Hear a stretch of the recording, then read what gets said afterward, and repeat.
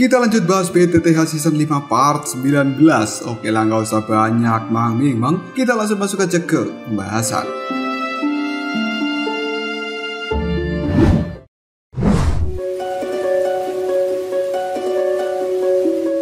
Keesokan harinya Tuan Heibodo telah mengatur tentang ajakannya kepada keluarga yang lain untuk bergabung dengan Shoyen. Tuan Heibodo memberitahukan bahwa terdapat satu orang yang mungkin akan sulit dihabisi selain Yunsan, yaitu Raja Bilguhe sebagai alkemis tingkat 6. Ketika Shoyen bertemu dengan Yafei, dia menawarkan permintaan yang telah diinginkan oleh Yafei sebagai bentuk terima kasihnya karena telah menolong Shoyen waktu itu, dan bahkan Shoyen juga menawarkan Yafei untuk menjadi seorang permaisuri. Namun Yafei mengatakan bahwa dia tidak tertarik untuk menjadi seorang permaisuri. Di dalam hati Yafei saat ini hanya ada Shoyen. Namun ketika Ratu Medusa dan juga Xian mereka datang ke tempat ini, sikap dari Yafei pun langsung terlihat cukup aneh. Sebelum pergi, Yafei memberitahukan bahwa Shoyen harus berhati-hati karena Yafei terlihat sangat perhatian terhadap Shoyen. Kemudian ketika Shoyen ingin mengajak Ratu Medusa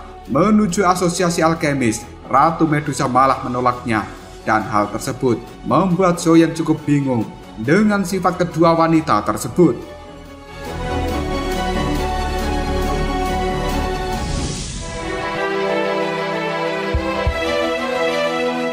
Kali ini Shoyen dan juga Tuan Heibodo telah tiba di asosiasi alkemis. Shoyen diperintahkan untuk menuju ke aula dari asosiasi alkemis ini. Di perjalanan, Shoyen pun melihat Fuyan yang telah merebut buah sisik ular api emas pesanan dari seorang wanita, dan dia akan memberikannya jika wanita tersebut membayar dengan harga 10.000 koin emas. Shoyen yang mengetahuinya kemudian berkata bahwa dia yang akan membelinya dengan harga 10.000 koin emas tersebut. Shoyen mengambil benda itu dari tangan Fuyan.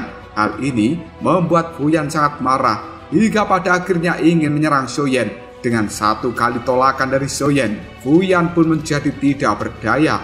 Shoyen kemudian memanggil Tetua Fama untuk muncul di tempat ini. Shoyen dan juga Tetua Fama, mereka berdua kemudian sama-sama menuju ke aula dari asosiasi alkemis. Di tempat tersebut telah banyak tetua dari berbagai keluarga yang telah hadir.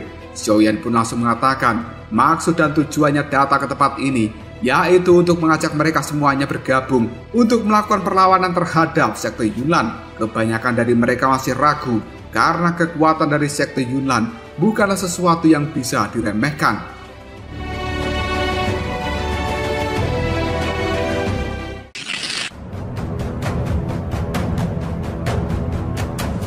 Di tengah-tengah percakapan ini, Yalo pada akhirnya menampakkan dirinya, dan ternyata Yalo di masa lalu pernah bertemu dengan Tetua Fama. Pembahasan pun kembali berlanjut. Perlahan-lahan mereka pun menyetujui dan akan ikut bersama dengan Shoyen melawan sekte Yunlan. Tidak lama kemudian Tuan Heibodo pun mendapatkan sebuah surat dari Yafei, dan surat itu berisi informasi tentang Yunsan yang berencana mengadakan pernikahan antara Guhe dengan Yunyun di sekte Yunlan. Tidak lama ini di tempatnya, Yunyun saat ini telah didatangi oleh Raja Bilguhe, dan Yunyun sama sekali tidak suka dengan pernikahan tersebut karena dirinya hingga detik ini masih memikirkan Shoyen. Namun Yunyun tidak mampu berbuat apapun karena pernikahan tersebut akan berlangsung 2 hari kemudian. Shoyen kemudian menyuruh agar mereka melakukan penyerangan terhadap sekte Yunlan di saat hari pernikahan tersebut, karena jika ditunda sampai terjadinya pernikahan itu, yang ditakutkan akan muncul masalah baru di kekaisaran Jiama ini, dan seluruh orang yang ada di tempat ini kemudian dibubarkan untuk kembali ke tempatnya masing-masing supaya mereka mempersiapkan diri demi pertarungan yang akan datang.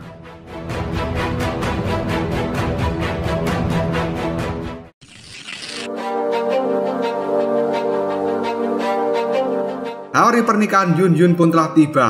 Menurut Yunsan, kemungkinan Shoyen akan datang di hari itu karena mendengar Yunyun akan segera menikah dengan Raja Bilguhe. Saat ini Yunyun pun dirias dengan cukup cantik, namun dari sorot matanya Yunyun terlihat cukup sedih.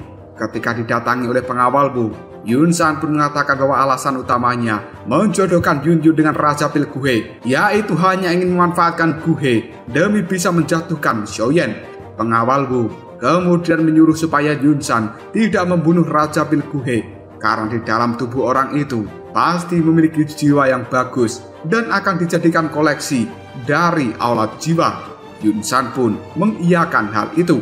Para tamu pun telah tiba. Kemudian acara pernikahan tersebut akan segera dimulai.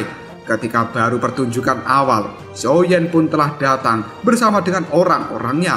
Raja Pil Guhe merasa sangat terganggu dan dia juga cukup kesal dengan Xiaoyan saat ini. Padahal Xiaoyan telah memberitahukan bahwa Raja Pil Guhe hanya dimanfaatkan saja. Namun Raja Pil Guhe tidak mendengar ucapan dari Xiaoyan dan dirinya cukup rela jika harus dimanfaatkan, karena sebenarnya Raja Pil Guhe sangat mencintai Yun Yun.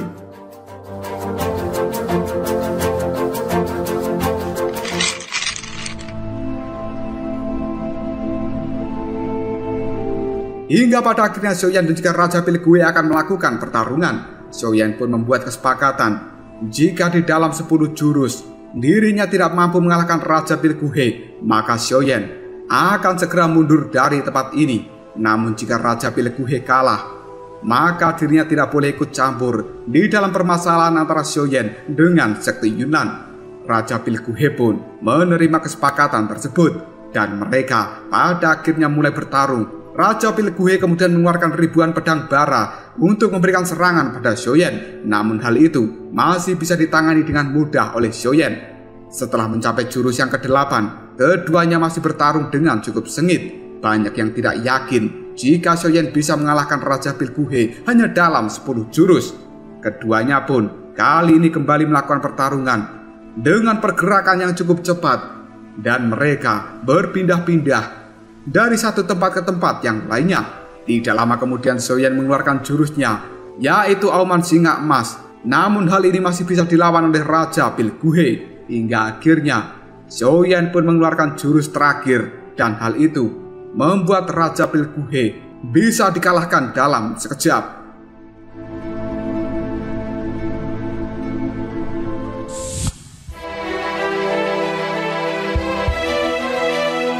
Semua orang yang ada di tempat ini tidak menyangka jika Raja Pil Guhe akan kalah di tangan Xiaoyan, dan Raja Pil Guhe tidak akan mengingkari kesepakatan yang telah ia buat dengan Xiaoyan sebelumnya. Hal tersebut memudahkan sekte Xiao karena pada akhirnya musuh telah berkurang 1 orang. Tuan Hei Bodong pun memberikan peringatan pada yang lainnya, jika mereka mulai perang, maka mereka harus menghentikan tetua dari sekte Yunnan terlebih dahulu, supaya mereka tidak membuat formasi besar di tempat ini. Dan Raja Pil Guhe kali ini berkata pada Yun San jika dirinya tidak akan mencampuri urusan antara sekte Yunnan dengan Xiaoyan kembali. Raja Pil Guhe juga membatalkan pernikahannya dengan Yun Er.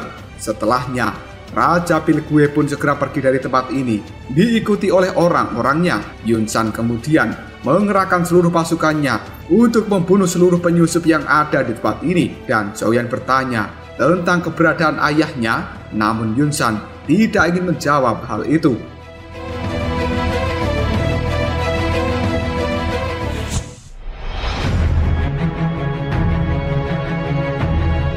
Pertarungan antara Xiaoyan dan juga Yun San pun dimulai.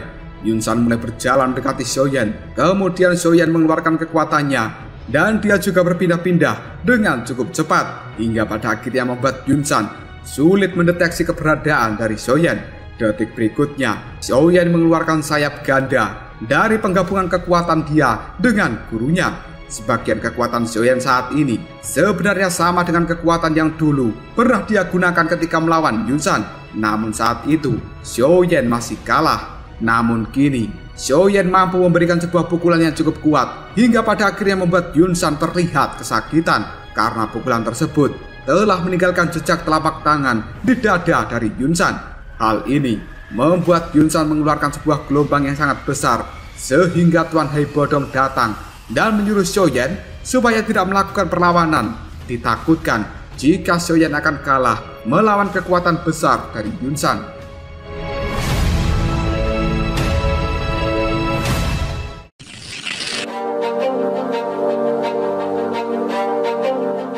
Namun pertarungan tersebut masih berlanjut, bahkan Yunsan kali ini memiliki pergerakan yang lebih cepat dari sebelumnya. Melihat Xiaoyan yang hampir kewalahan, guru dari Xiaoyan pun pada akhirnya keluar dan dia memberikan bantuan pada Xiaoyan. Dengan dorongan dari gurunya, membuat Yunsan pada akhirnya tersungkur di bebatuan, bahkan hingga mengeluarkan darah. Yunsan pun kembali bangkit dan dia kemudian memanggil pengawal Bu, karena pengawal Bu sebenarnya telah mengincar Yaolao sejak lama. Pengawal Bu pun mengingatkan supaya Yunsan tidak sampai membunuh Xiaoyan karena ada sesuatu yang dia butuhkan dari bocah itu, dan yang mengetahuinya hanyalah Xiaoyan seorang diri. Xiaoyan kemudian berpikir jika sebenarnya benda yang dimaksud oleh pengawal Bu adalah batu giok kuno Dewa Tause yang dia bawa saat ini.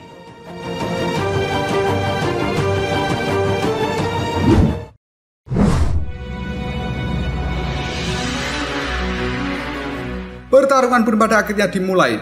Pengawal Bu berani melawan Yaolao karena sebenarnya Yaolao hanyalah berwujud roh dan bukan tubuh manusia. Kali ini pengawal Bu langsung menggunakan senjatanya untuk melawan Yaolao, sedangkan Xiaoyan dirinya sudah dihimpit oleh dua bebatuan, dan semakin lama bebatuan tersebut semakin mendekat. Detik berikutnya Yunsan pun mengeluarkan tebasan angin miliknya untuk menghabisi Xiaoyan saat ini. Ketika Xiaoyan terhimpit ini, dia lalu menggunakan jurus pembuka gunung sehingga bebatuan yang akan menghimpitnya hancur dalam sekejap. Antara Xiaoyan dan juga Yunsan, kali ini keduanya telah mengalami luka yang cukup parah. Xiaoyan kemudian memakan pil untuk mengembalikan kekuatannya yang telah menghilang.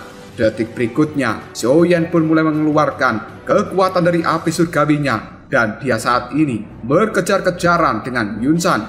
Namun Xiaoyan masih terus berusaha untuk melakukan penggabungan pada api surgawi itu. Api teratai amarah Buddha pun jadi, dan kali ini Xiaoyan langsung melemparkannya ke hadapan dari Yunsan.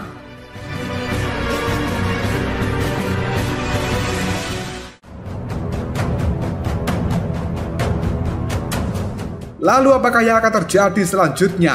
Apakah api teratai amarah Buddha yang dikeluarkan Xiaoyan saat ini mampu memberikan pukulan telak, bahkan membunuh Yunsan yang berada di tahap Douzong? Jika kalian penasaran, tunggu aja jawabannya di next video.